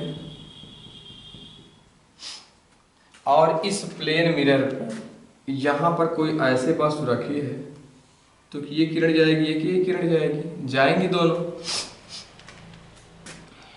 जितना मान लीजिए लेंथ यह यल है तो यह भी यल है, और यल यल इधर भी माप करके हम लोग यल इधर भी और यल यहाँ पर भी माप करके इसका यहाँ पर इमेज बना देते, यानी ये ऑब्जेक्ट रहा तो ये इसका इमेज बना। अब हम लोगों को कैसे बनाना है इमेज वो हम लोग जाने। इमेज बनाने के लिए कि यहाँ से ले जाएंगे, इधर घुमा देंगे, इसको ले जा करके यहाँ पे मिलाएंगे, और ये मान लीजिए कोई रेस जा रही है, रिटर्न हो जा रही है, इसको डैश डैश करके पीछे बढ़ाएंगे, वहाँ पर मिलेगी। ये भी कोई रेस जा रही है, परावर्तित हो गई, और इसको पीछे बढ़ा देंगे तो यहाँ पर मिलेगी। और एक रेस हम लोग यहाँ से ले जाते हैं और इसको अगर पीछे बढ़ाते तो यहाँ पर मिलती। यानी इसका प्रतिबिंब जो है, मान लेते हैं ए बी वस्तु है, इसका प्रतिबिंब ए डैश बी डैश यहाँ पर प्राप्त हुआ, सेम उतना ही बड़ा प्राप्त हुआ, आभासी प्राप्त हुआ। हम लोग आभास कर रहे हैं कि यहाँ पर बना है, और ये इसका क्या है, प्रतिबिंब बना है। तो आप लोगों को सब बातें समझ में आ रही होंगी कैसे कैसे हम लोग प्रतिबिंब को बना रहे हैं। अगली कंडीशन को लेते हैं और देखते हैं क्या होता है। कोई बात अगर आप लोगों को ना समझ में आए तो आप लोग कमेंट बॉक्स में कमेंट करके पूछ सकते हैं। अगली बात देखते हैं। जैसे आपके सामने ये प्लेन मिरर रहा, ये आपका रहा प्लेन मिरर। अगर इस प्लेन मिरर पर मिरर के सामने हम लोग चलते हैं क्लॉक वाला क्वेश्चन करने के लिए, क्लॉक प्रॉब्लम, घड़ी वाला प्रॉब्लम। देखते हैं इसका क्या होता है। मान लेते यहाँ पर हमारे सामने कोई घड़ी है, इसमें कहा गया कि आपका ये एक सुई यहाँ पर, एक सुई यहाँ पर, यानी आपका ये बज कितना रहा, मान लेते 3 बज रहा है, ऐसा कुछ है। और हमें ये है आपका, इसका अगर इमेज बनाना हो तो हम लोग क्या करेंगे, यह डिस्टेंस माप लेंगे और यह डिस्टेंस माप लेंगे, और ये सर्किल का तो सर्किल ही बनेगा, गोला ही बनेगा, बना देते हैं यहाँ पर। और जो ये मान लीजिए डिस्टेंस यल रही तो यहाँ से भी यल डिस्टेंस यहाँ पर माप लेते हैं, यह भी डिस्टेंस कितना रहेगी, यल रहेगी। ये आपकी, ये आपका बन गया ये वाली यहाँ पर, और ये मान लेते हैं 2l है तो इसका जो बना देते हैं यहाँ पर ये आप 2l बना देते हैं, मानते हैं 2l है, एक्चुअली ये मापा नहीं गया, हम बता रहे हैं आपको तरीका। यहाँ पर ये ऐसा हो गया। तो ये बात आपको समझने वाली है कि हम लोग यहाँ पर डिस्टेंस मान करके जितना डिस्टेंस ये रहेगा उतना हम लोग दिखा लेंगे। और एक्चुअली मान लीजिए आपको कुछ ऐसा सवाल दे दे, ऐसा कोई क्वेश्चन दे दे कि आपको इस तरह से जैसे टाइम दे दे कि 4:25 और आपका 35 सेकंड हो रहा है, तो हमें इसका प्रतिबिंब बनाइए कि क्या किसी घड़ी में 4:25 और 35 सेकंड हो रहा है तो इसका प्रतिबिंब क्या बनेगा। तो हम लोग जानते हैं कि हम लोग सबसे पहले निकालेंगे, एकदम इजी चीज है। हम लोग इसका सबसे पहले क्या कर लेंगे, जैसे हम लोग कोई घड़ी बनाते हैं तो घड़ी में होता क्या है कि एक घड़ी होती है, उसमें केवल ऐसा दिखाया गया होता है, यूं यूं ऐसा, नंबरिंग नहीं की गई होती। इसे हम लोग 12 मानते हैं, इसे हम लोग 6 मानते हैं, इसे हम लोग 3 मानते हैं, इसे हम लोग 9 मानते हैं। इसके बीच में आपका छोटे छोटे रहते हैं, 1 रहता है, 2 रहता है, ऐसा कुछ आप लोग याद आ रहा होगा। ऐसी घड़ी सब लोग देखे होंगे, 3 हो गया, 4 हो गया, 5 हो गया, ये 6 आपका है, 7 हो गया, 8 हो गया, ये 9 आपका है, और ये 10 हो गया, 11 हो गया, और आपका ये 12। कुछ ऐसी घड़ी आप लोग सभी लोग देखे होंगे। हम लोग ऐसी घड़ी बनाते हैं, एकदम बहुत ही जीवे बता रहे हैं, आप लोग समझ जाएंगे कई बार में। ये घड़ी बनाने के बाद हम लोग इसमें जो जो लिखा गया उसको हम लोग कर देते हैं। मान लेते ये यहाँ पर बीच वाला भाग, अब 4 बज रहा है तो हम लोगों को पता है ये आपका 12, 1, 2, 3 और ये आपका 4:25 हो रहा है, यानी 4 बज रहा है, यानी हम लोग कुछ ऐसा दिखा देते हैं 25 मिनट हो रहा है, ये सबसे छोटी वाली सुई है, 25 मिनट हो रहा है, यानी मिनट वाली सुई को हम लोग दिखाते हैं 25 मिनट, यानी 5 5 10 5 15 5 20 और 5 25, यानी कुछ यहाँ पर आपकी ये वाली सुई होगी मिनट वाली। और आपका 35 सेकंड हो रहा है, सेकंड कितना हो रहा है 35, यानी 35 यहाँ पर 30 और यहाँ पर ये सेकंड वाली सुई यहाँ पर है 35। ये थोड़ा छोटी बना देते हैं, आप लोगों को देखने में आसानी होगी। ये 4:25 और आपका 35 सेकंड ये हो रहा है। तो कहेंगे इसका अगर इमेज बनाते हैं किसी मिरर में तो क्या प्राप्त होगा, ये जबरदस्त बात है। ऐसे क्वेश्चन को हम लोग किस प्रकार करेंगे, तो आप लोग जाने इस प्रकार के क्वेश्चन को हम लोग कैसे करते हैं। हम लोग देख लेते हैं, सिंपल सी बात है। इस प्रकार के क्वेश्चन को हम लोग ऐसे क्वेश्चन को हम लोग पहले एक कागज लेते हैं और कागज को हम लोग क्या करते हैं, कुछ ऐसा बनाते हैं, जैसे बना के बता रहे हैं आप लोगों को।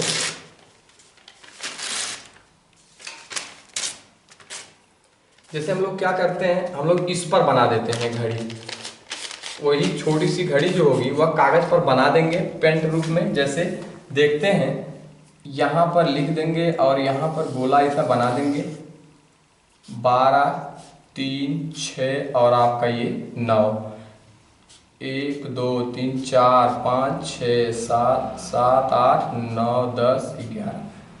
बज कितना रहा है, 4 बज रहा है आपका, 4 बज रहा है।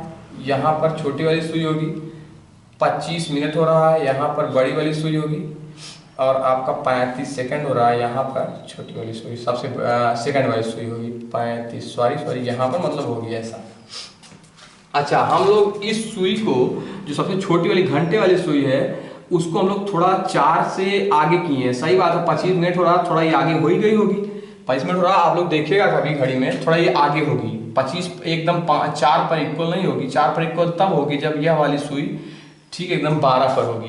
तो ऐसा अब ये आपका बन गया। देखिए, इसका इमेज बनाने के लिए सिंपल सी बात है, इसको आप लोग पीछे उलट लेंगे और उलट करके ध्यान से देखेंगे, ध्यान से देखेंगे, जितना घड़ी में हो रहा होगा वही इसकी एक्चुअल रियल टाइम होगी, इमेज इसका वही बनेगा। जैसे अगर घड़ी हम लोग देखेंगे पीछे उलट करके, अगर आप लोग ऐसा प्रैक्टिकल करके घर पे देख लीजिएगा तो ये आपको सीधे सीधे सिंपल सा दिख रहा होगा कि कैसे इसका इमेज बन रहा है।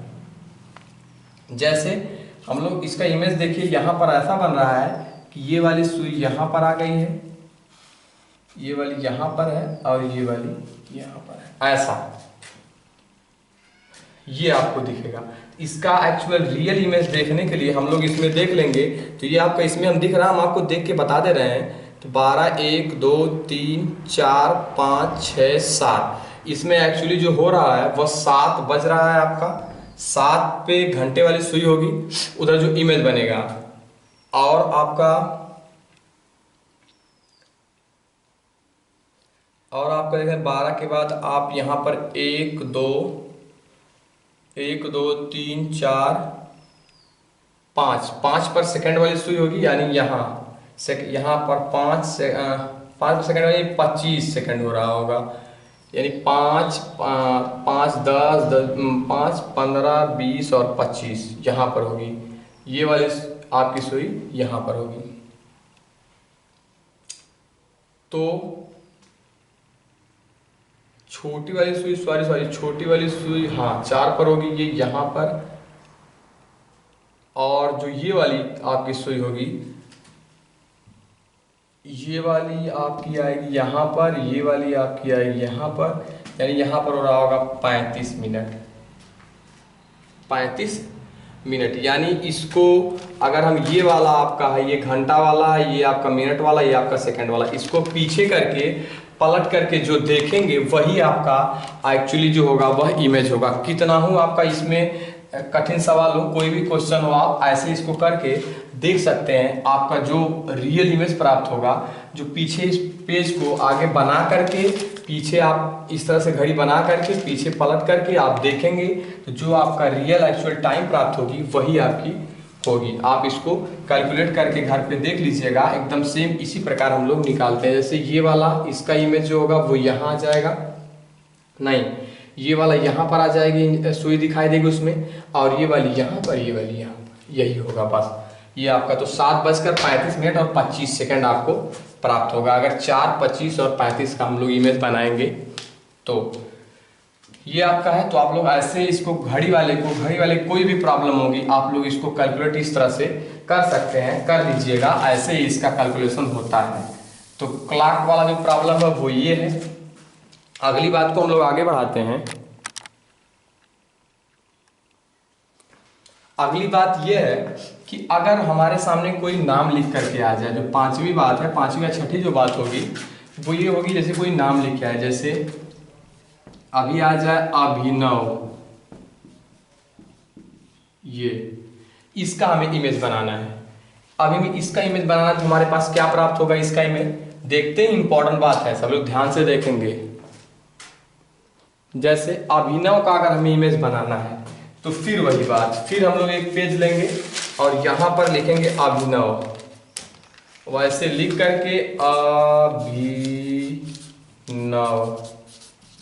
अभिनव लिख करके हम लोग इसको पीछे पलट देंगे, पीछे पलट देंगे। जैसे इसका इमेज हमें प्राप्त होगा, जैसे ऐसे वही आपका पीछे आपका पेज पे पलट करके, मतलब ऐसे कुछ होगा, इसको हम लोग ऐसे करके अगर देखेंगे जो हमारा प्राप्त होगा वही इसका इमेज होगा। जैसे जो दिख रहा है आप उसको बना सकते हैं, ऐसा दिख रहा है और आपका ये दिख रहा है, ये यन है, ऐसा यहाँ पर यच अभिनव, जो यही दिख रहा है आपको, और यच इसको बना सकते हैं, सॉरी यन,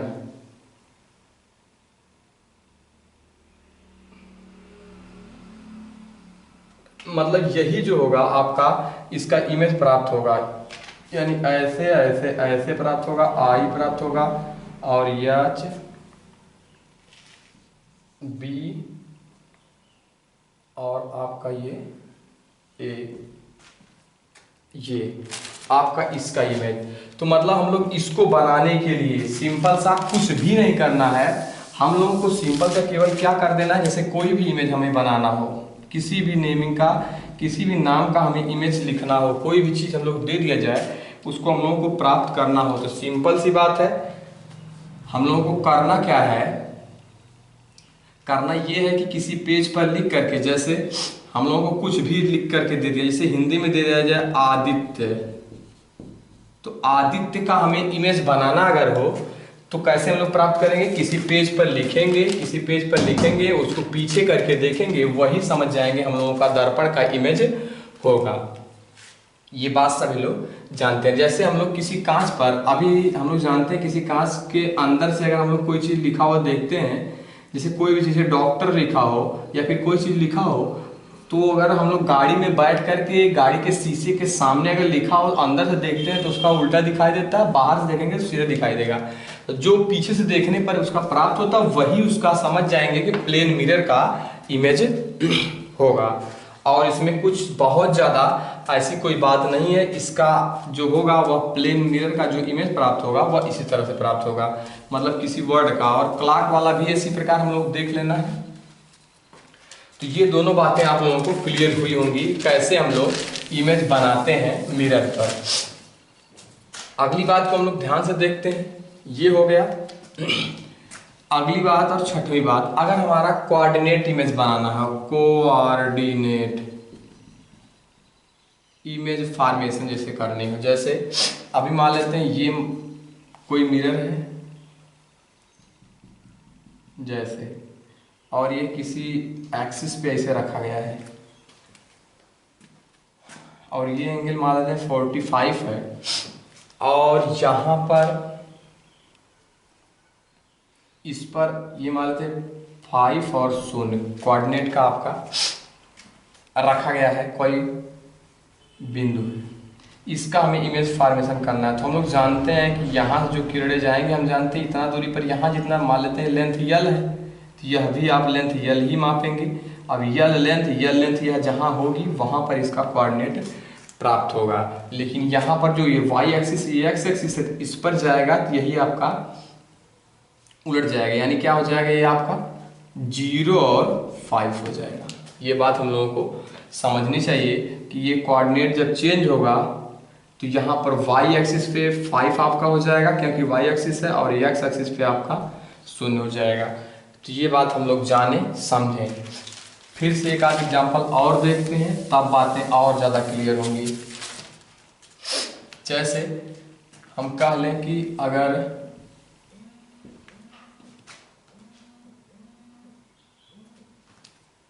ये हो आपका,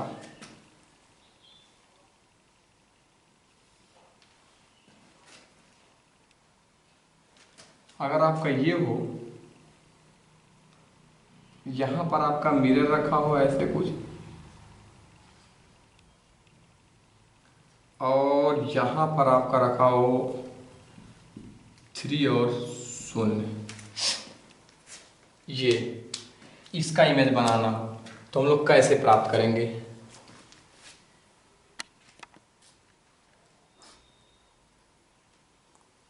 देखते हैं। इसके लिए हम लोग सबसे पहले क्या करते हैं, मिरर को आगे बढ़ा देते हैं। सिंपल सी बात, ये मान लेते हैं एंगल आपका है 45, मिरर को हम लोग आगे बढ़ा देते हैं, कुछ इस तरह से कंडीशन में लाते हैं, और हम लोग क्या करेंगे, ये लेंथ आपकी कैलकुलेट कर लेंगे। यल हम जानते हैं कि मिरर जब यहाँ तक हो गया, आभासी कर देते हैं, मतलब दिखा देते हैं हाँ यहाँ तक रहा होगा, तो ये जब तो इतना ही हम इस लेंथ पे लेंगे यल, और इस पर तब क्या होगा 0, और ये आपका नीचे की तरफ y एक्सिस में माइनस होता तो -3 हो जाएगा। यानी इसका जो होगा वह इमेज यहाँ पर इस कोऑर्डिनेट का 3 और 0 का जो इमेज होगा वह 0 और -3 होगा। कोऑर्डिनेट इमेज जो बनता है वो ऐसे बनता है, 3 और -0 होगा। अगली टॉपिक को देखते हैं। ये बातें सबको समझ में आ रही होंगी। इस तरह से हम लोग इमेज को क्या कर सकते हैं, बना सकते हैं। अगली बात है, जैसे अगर हमारे सामने ये आपका एक्सिस है, ये आपके क्या है एक्सिस है, ये आपके एक्सिस हैं। अब हम इस एक्सिस को क्या कर सकते हैं, जैसे हमारे लिए अगर कोई मिरर आपका यहाँ पर रखा हो, ऐसे ऐसे यहाँ पर रखा हो, और कोई भी यहाँ पर पॉइंट हो आपका 0 और 5, 0 और -5, ये तो इसका हम लोग इमेज क्या बना सकते हैं देखते हैं। तो हम लोग इस मिरर को क्या करेंगे, आगे बढ़ाएंगे। सिंपल सी बात है, इस मिरर को क्या करेंगे, आगे बढ़ाते हैं।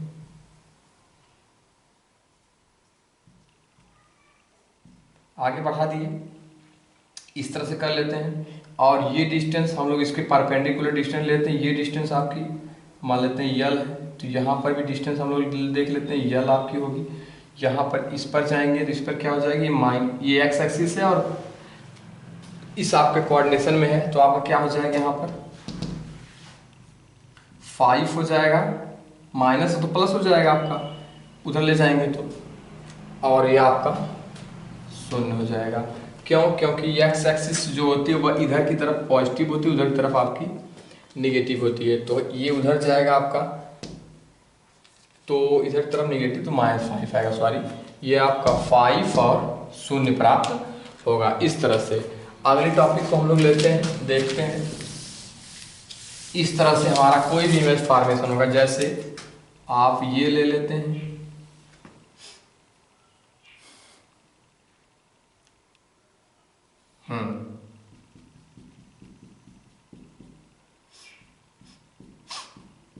यहाँ पर आप ले लेते हैं 4 और 16, तो इसका इमेज क्या बनेगा, सिंपल सी बात है। इसको हम लोग क्या कर सकते हैं, यहाँ से यहाँ तक मिलाएंगे और यह यहाँ पर भी मिला देंगे, जितनी लेंथ ये उतनी लेंथ ये पर, तो यहाँ पर क्या हो जाएगा 0 और 4। तो ऐसे आप लोग कोऑर्डिनेट वाले इमेज को बना सकते हैं, किसी भी कोई भी इमेज रहेगा बना सकते हैं। ये बहुत इजी बात है, इसको कुछ करना नहीं है, सिंपल सा केवल देख करके बनाना है। अगली बात को हम लोग देख लेते हैं। तो इस तरह से हम लोग सिंपल जो इमेज फॉर्मेशन करते हैं वो ऐसे करते हैं। कोई भी पार्टिकल रहेगा इस तरह से उसका इमेज आप लोग बना सकते हैं। हम आशा करते हैं कोई इसमें टॉपिक नहीं छूटी होगी। अगर टॉपिक छूटी होगी तो हम लोग अगले क्लास में ले लेंगे।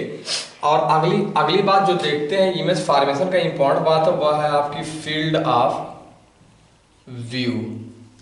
फील्ड ऑफ व्यू मतलब वह क्षेत्र जिससे आप उस इमेज को देख सकते हैं। तो देखिए कैसे देख सकते हैं। फील्ड ऑफ व्यू क्या होता है, देखिए मान लेते हैं फील्ड ऑफ व्यू क्या होता है। ये कोई इमेज है, कोई मिरर है, कोई मिरर है।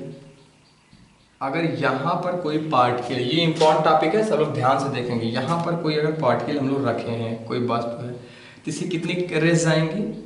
देखिए इससे सबसे मैक्सिमम रेज को हम लोग ले लेते हैं। फील्ड ऑफ व्यू से कितना हो सकता है, सबसे मैक्सिमम पूरा मिरर ले लेते हैं, यहाँ और यहाँ ले लिए दोनों। अब हम जानते हैं इसका परावर्तन होगा, एक तो यहाँ होगा, इसका यहाँ होगा।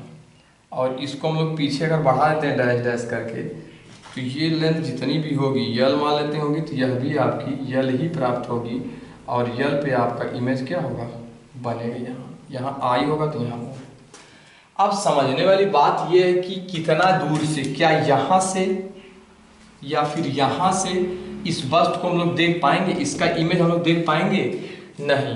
तो इमेज केवल हम लोग देख पाएंगे इनके बीच में। यही आपका जो होगा, यह एरिया जो होगी आपकी, यह एरिया यही आपकी होगी फील्ड ऑफ व्यू। मतलब इतनी दूर से अगर हम इस वस्तु का इमेज देखना चाहेंगे तो देख सकते हैं। मतलब जितनी दूर पे आपकी किरण गुजर रही है, यह आपका होगा फील्ड ऑफ व्यू। मतलब आप इतनी दूर से उस वस्तु के इमेज को देख सकते हैं, बाकी इससे ज़्यादा अगर रहेगा तो आप नहीं देख सकते हैं। ये हुआ। और एक एग्जांपल हम लोग ले लेते हैं। जैसे अगर आपका मिरर ये है, मिरर आपका ये है, यहाँ पर कोई वस्तु रखे, हम मानते हैं इसको आगे बढ़ाते हैं, एक ऐसे जाता है, एक रेज ऐसे जाती है, तो इसको यहाँ से गुजारते हैं और इन दोनों को हम लोग आगे बढ़ा देते हैं ऐसा, तो ओ का आई बना इमेज। और इसके लिए जो फील्ड ऑफ व्यू होगी वह यही होगी, फील्ड ऑफ व्यू।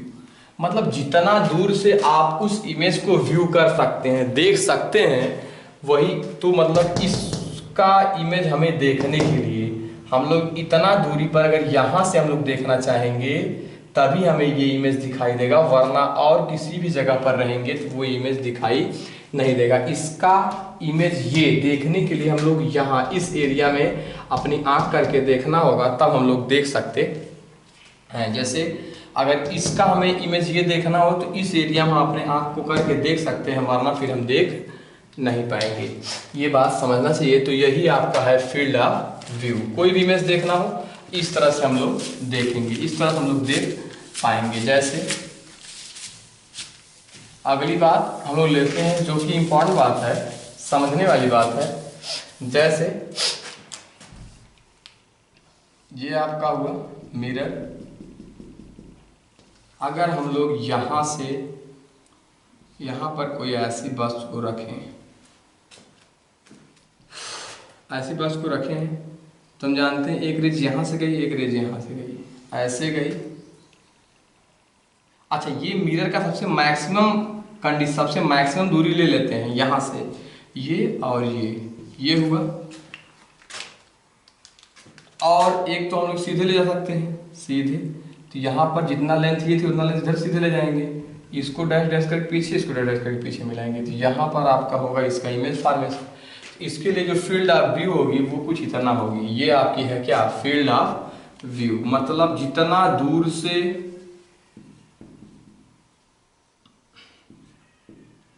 जितने दूर से हम लोग इस वस्तु की इमेज को देख सकते हैं, यह दूरी होगी। अगर हम लोग कहीं इसके ऊपर से और ज़्यादा नीचे से कहीं से देखना चाहेंगे तो हमें ये वस्तु का इमेज दिखाई नहीं देगा। तो इस वस्तु के इमेज को देखने के लिए इतने के बीच में ही रहना आवश्यक है। हम लोग अगर इतने के बीच में रहेंगे तो हम लोग इस वस्तु के इमेज को अच्छी तरीके से देख सकते हैं, वरना फिर हम इस वस्तु को देख नहीं पाएंगे। ये बात समझने वाली बात है। मतलब जितने दूर से हम लोग उस वस्तु को देख सकें, इसलिए देख सकें, जान सकें कि इसका इमेज क्या बन रहा है, वही आपकी होगी फील्ड ऑफ व्यू। अगली बात समझते हैं। जैसे फील्ड ऑफ व्यू जो होती है, इस सिंपल सी बात यह है कि अगर ये मिरर नहीं रहता तो रेज कैसे आती हो प्रतीत होती। मिरर नहीं रहता, मान लीजिए हमारी आंख इनके बीच में कहीं रहती, तो ये जो मिरर क्या करता है, मिरर एक्चुअली ने मिरर जो होता हुआ जिसे भ्रमित हमें करता है कि जो ये वस्तु यहाँ पर रखी है, ये वस्तु हम लोग यहाँ पर, जैसे अगर इस वस्तु को हम लोग यहाँ पर रख दें, मिरर हटा दें, तो हमारी आंखों पे जो किरणें आएंगी वैसे ऐसे आएंगी, सेम ऐसा और ऐसे आएंगी।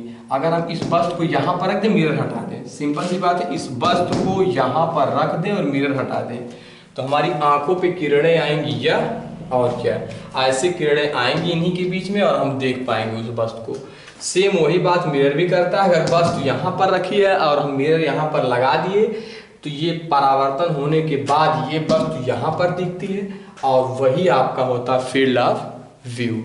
मतलब ये मिरर अगर नहीं होता, ये वस्तु हम यहाँ पर रख देते, तो हमारी आंखों पे जो साधारण किरणें आती वो यह आती है, यही मैक्सिमम होता। वही बात मिरर रखने पर भी है कि इस वस्तु का जो प्रतिबिंब है यहाँ दिखा रहा है और यही आपका होगा फील्ड ऑफ व्यू। जब मिरर रख देंगे तो ये सिंपल सी बात, ये बात हम लोगों को जानना चाहिए। फील्ड ऑफ व्यू जो होता है वह मिरर हटाने के बाद यह वस्तु यहाँ पर रख के जितनी भी लेंथ से आपकी रेज आएंगी वही आपकी होगी फील्ड ऑफ व्यू, मतलब देखने वाली जो पॉइंट होगी। अगली बात को हम लोग ले लेते हैं, देखते हैं इसमें क्या होता है। इस पर एक क्वेश्चन भी कर लेते हैं, देख लेते हैं, ज़्यादा बातें समझ में आ जाएंगी। जैसे अगर एक क्वेश्चन है, काफ़ी इंपॉर्टेंट है, अगर ये मान लीजिए कोई मिरर है,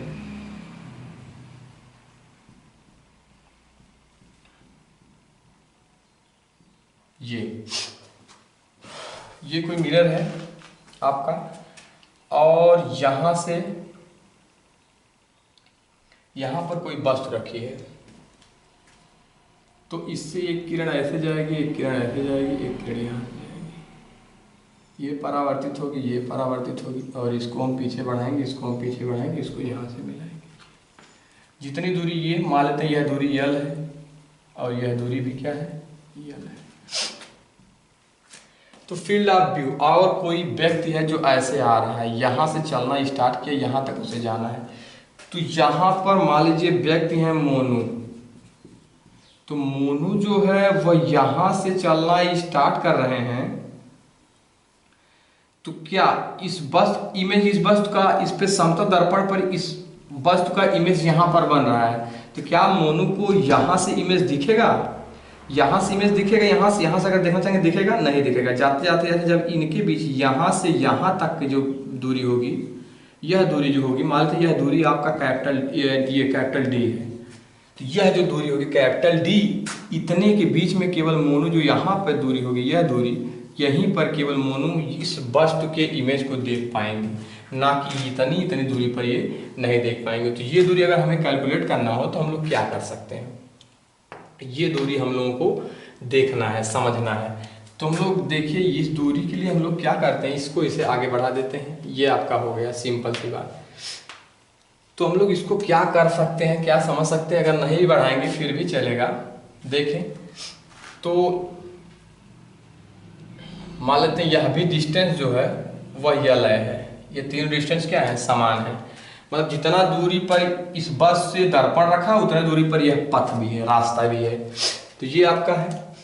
और ये दर्पण की ये जो ऊंचाई है यहाँ से यहाँ तक, ये और ये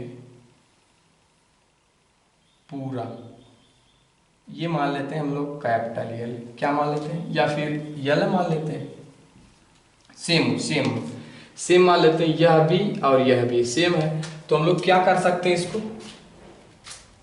इसको हम लोग कैसे निकाल सकते हैं, देखते हैं। हम लोग के पास एक तो ये है, ये आपका त्रिभुज है, और एक बड़ा वाला त्रिभुज आपको प्राप्त हो रहा है,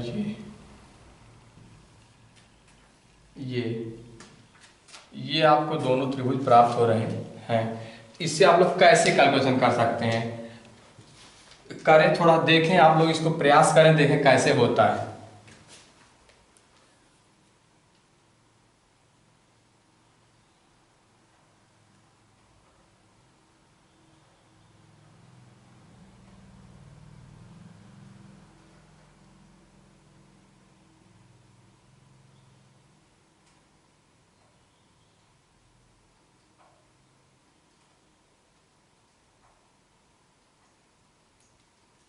हाँ, तो आप लोग प्रयास किए होंगे।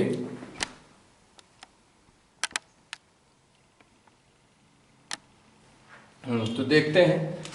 तो मान लेते हैं यह पूरा डिस्टेंस जो है उसको हम लोग चेंज कर लेते हैं। यह पूरा डी है तो इसे हम स्मॉल डी मान लेते हैं, कोई दिक्कत नहीं। ये यहाँ तक का, तो हम इसको त्रिभुज का नाम देते हैं, ए दे देते हैं, यहाँ पर आई, यहाँ पर बी, यहाँ पर सी और यहाँ पर डी दे देते हैं, ऐसा कुछ। तो हम लोग इसको क्या कर सकते हैं, ये आपका त्रिभुज है और आपका ये त्रिभुज है। देखते ये एंगल आपका सेम होगा और ये समरूप दिख भी रहे हैं।